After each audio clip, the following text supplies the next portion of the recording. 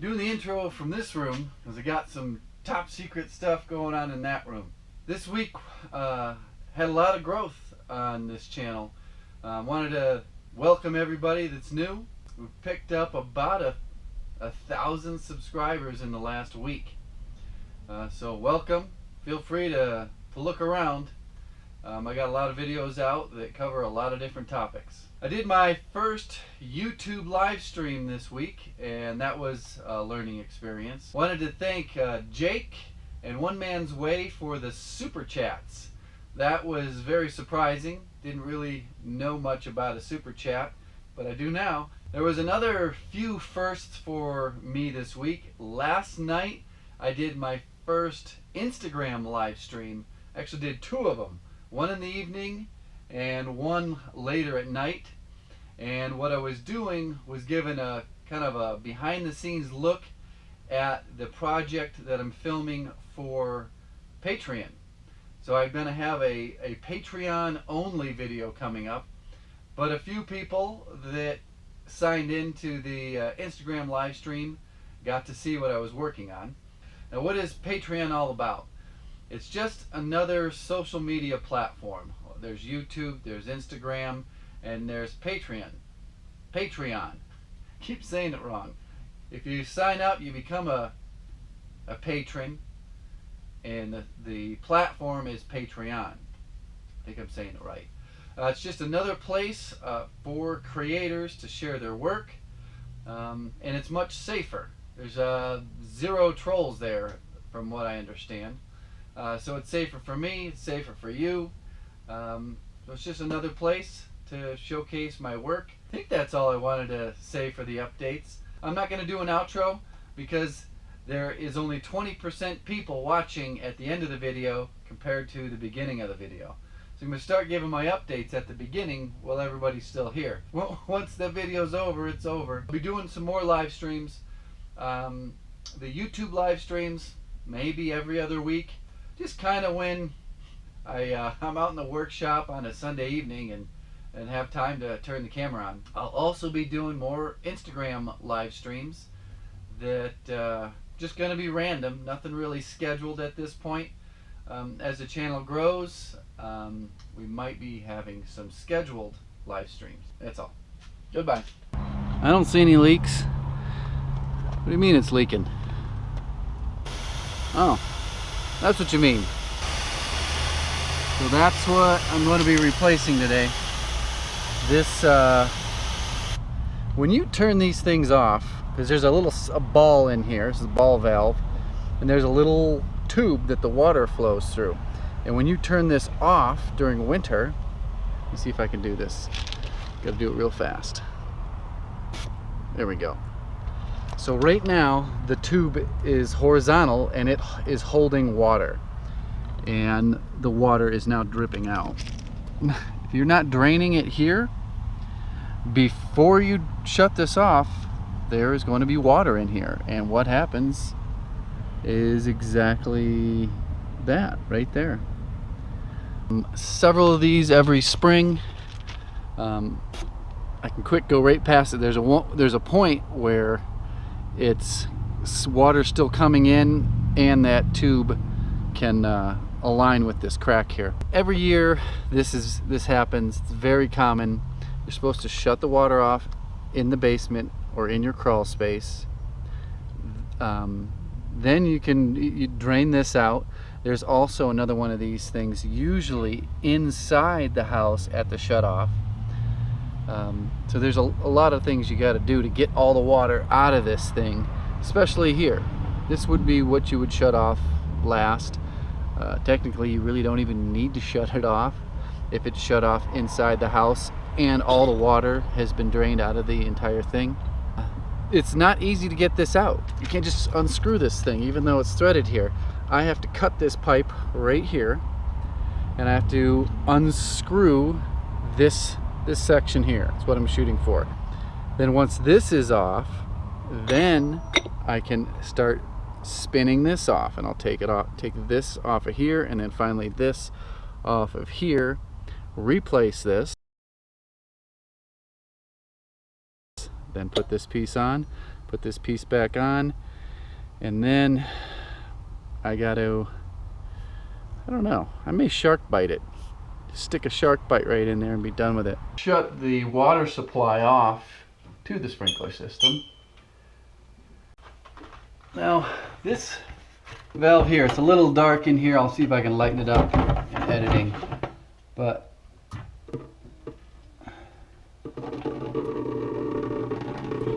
there we go. Now what I'm doing is just bleeding the water pressure off. That's enough. Not really a necessary thing, but it'll prevent you from getting sprayed in the face. The plan is cut this far enough away from these valves so that the heat doesn't travel up and ruin the inside. So I'm gonna go right here for the middle, and then what I'll do once this is cut is swing this out so that I can undo it this way.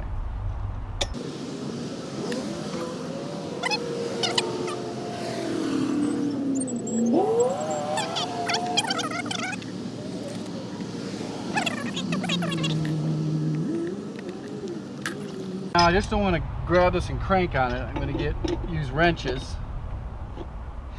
And wow, I'm still using these Harbor Freight channel locks. It's crazy that they haven't exploded on me. That's sarcasm. There we go. So I'm just not putting any real torque on the pipes.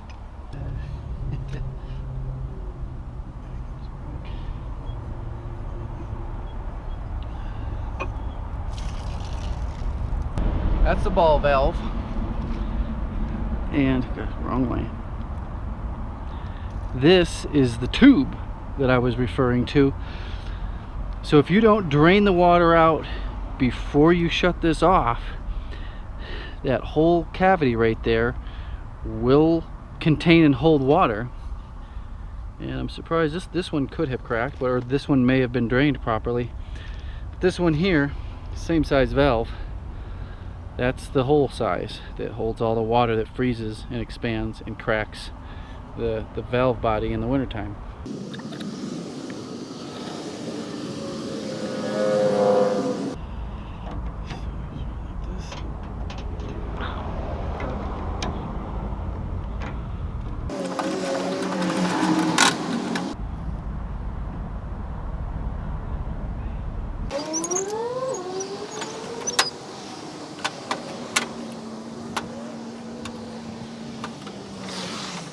There really is no rule on how many times you go around.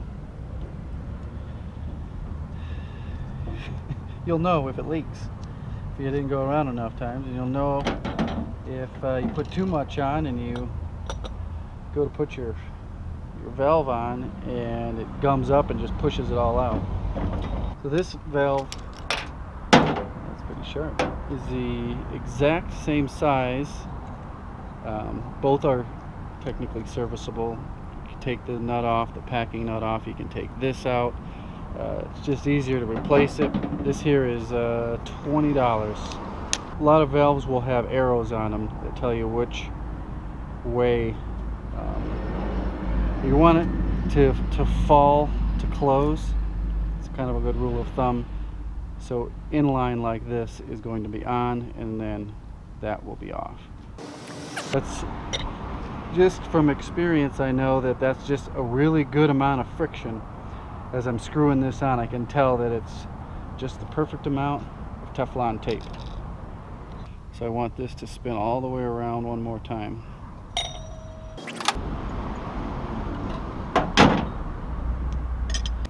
This stuff isn't exactly cheap, so that's why I'm going so cheap on the piece that I'm using.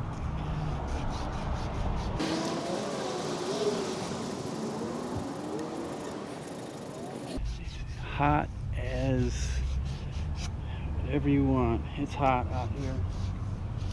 90, what is it? 96, 98 degrees out today. Not quite your air-conditioned cubicle, but it'll do.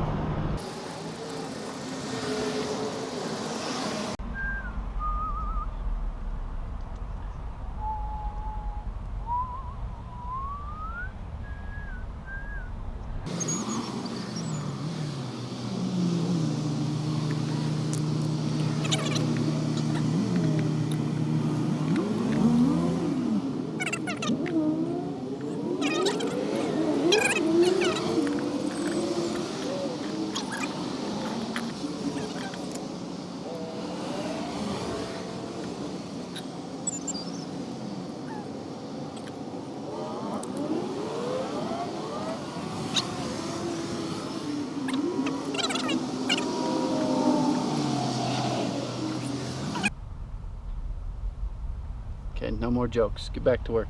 So there's water in this pipe, and I've got a coupler in here, so I want all this water down. So I'm going to go over to the valve box and open a drain, and that should just go down.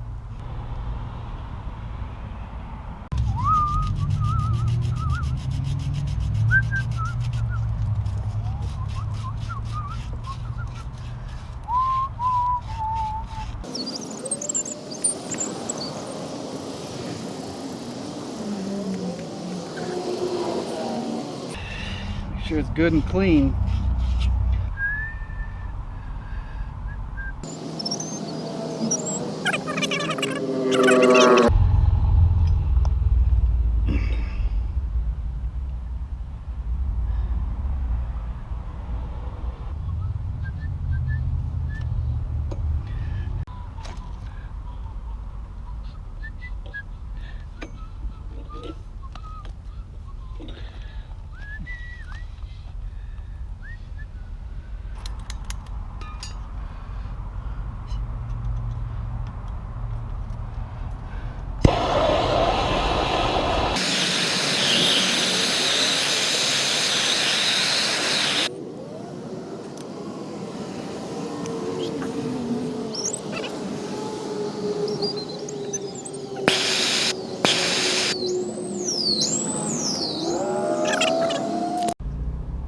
Alright, well, not the best news. This solder joint here, you see all this water? This water stain, this old blue stuff? It didn't leak before, but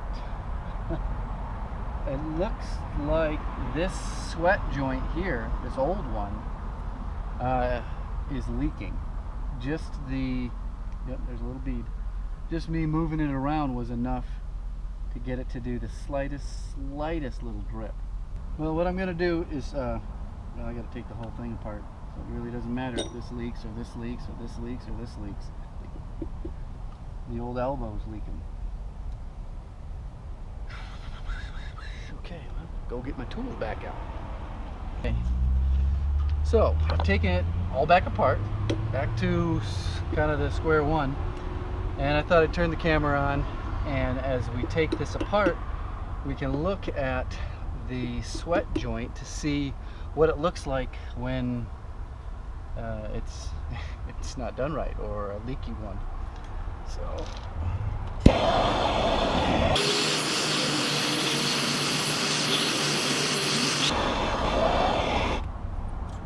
yep, look at that. Holy cow. This is definitely not what you want to see. You see all that? Let me see here, I got a point. There's hardly any solder on there at all. This is all, doesn't have anything on there. So it was dripping right out of that little spot there. Now, knowing that, what I'll do is I'll get a big wet rag and wrap it around this thing here and just keep it fully saturated, and now I got to take the rest of it off, because of what this looks like. There's a high probability that this joint and this joint look the same.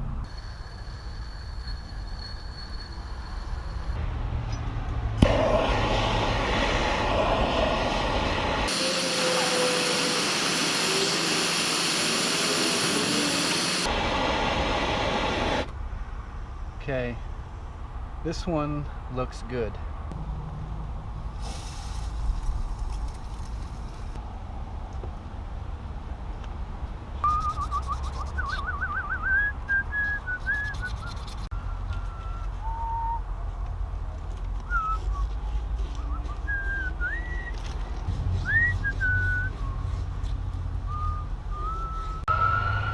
Go get him.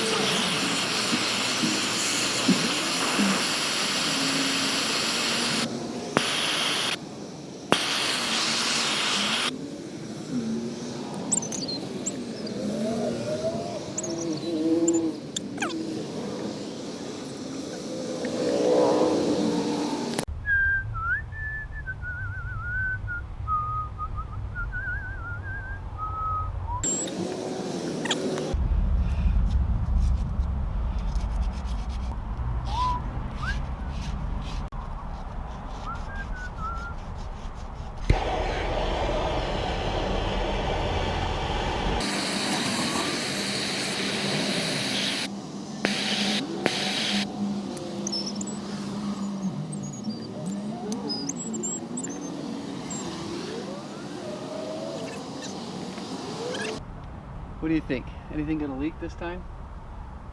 Gonna leave this valve off. Go turn the water onto here from the basement and see what happens. The water is on up to this point, and just for the heck of it, I'm gonna turn this one off and slowly turn this one on so that, and it can leak a little bit until this thing spring loads.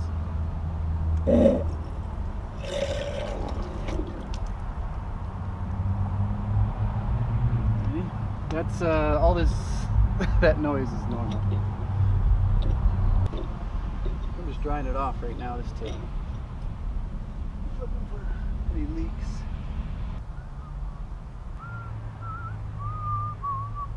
So I'm going to turn the next valve on. So now water went through here and is out to the valve box. You guys see? Definitely feel it's cold water's in there. One other thing I'll do is go back to the basement and look inside that closet to make sure there's nothing dripping down, because I was monkeying around with this. Just want to make sure there's no leaks in there either.